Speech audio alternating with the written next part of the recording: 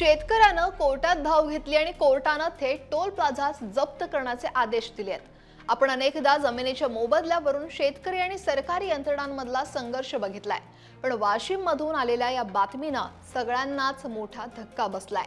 शेतकऱ्यांच्या हक्कासाठी थेट राष्ट्रीय महामार्ग प्राधिकरणाचा टोल प्लाझा जप्त करण्याचे आदेश जिल्हा न्यायालयाने दिलेत। काय आहे हे प्रकरण आणि या ऐतिहासिक निर्णयाचं महत्त्व काय, जाणून घेऊयात। नमस्कार, मी अक्षरा चोरमारे आणि आपण पाहताय लोकमत। वाशिम जिल्ह्यातील तोंडगाव टोल प्लाझा इथे रोज लाखो रुपयांची टोल वसुली होते, मात्र आता हाच टोल प्लाझा जप्त करण्याचे आदेश वाशिम जिल्हा न्यायालयाने दिले आहेत। शेतकऱ्यांना त्यांच्या जमिनीचा योग्य मोबदला न दिल्यामुळे न्याय मिळत नसल्यामुळे कोर्टाने हे अत्यंत कठोर असं पाऊल उचललंय। 7 जुलैला प्रमुख जिल्हा न्यायाधीशांनी जप्तीच्या वॉरंटवर सही केल्या आणि 20 जुलैपर्यंत जर राष्ट्रीय महामार्ग प्राधिकरण म्हणजेच NHAI शेतकऱ्यांची थकबाकी दिली नाही तर टोल प्लाझा प्रत्यक्ष जप्त केला जाईल।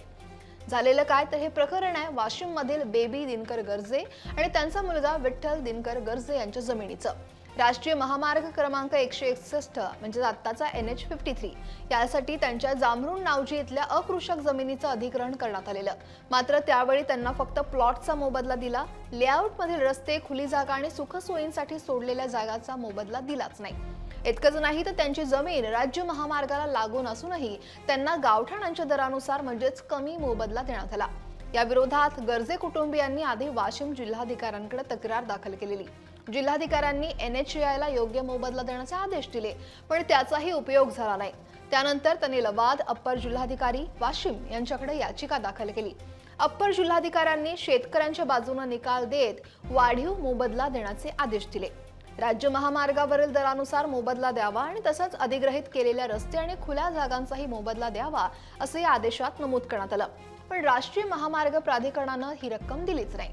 सततच्या टोलवाटोलवीमुळे अखेर गर्जे कुटुंबियांनी वाशिम जिल्हा न्यायालयात धाव घेतली आणि वसुलीसाठी 6 दरखास्ती दाखल केल्या। राष्ट्रीय महामार्ग प्राधिकरणाची जबाबदारी असूनही त्यांनी न्यायालयाच्या आदेशानुसार रक्कम भरली नाही।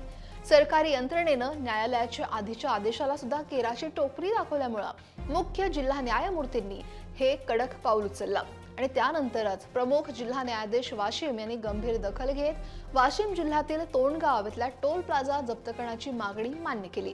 7 जुलैला जप्तीच्या वॉरंटवर सह्या करण्यात आल्यात आणि 20 जुलैपर्यंत जर NHAI पैसे न भरले तर टोल प्लाझा प्रत्यक्षात जप्त केला जाईल असं शेतकऱ्यांचे वकील ॲडव्होकेट उदय देशमुख यांनी सांगितलं।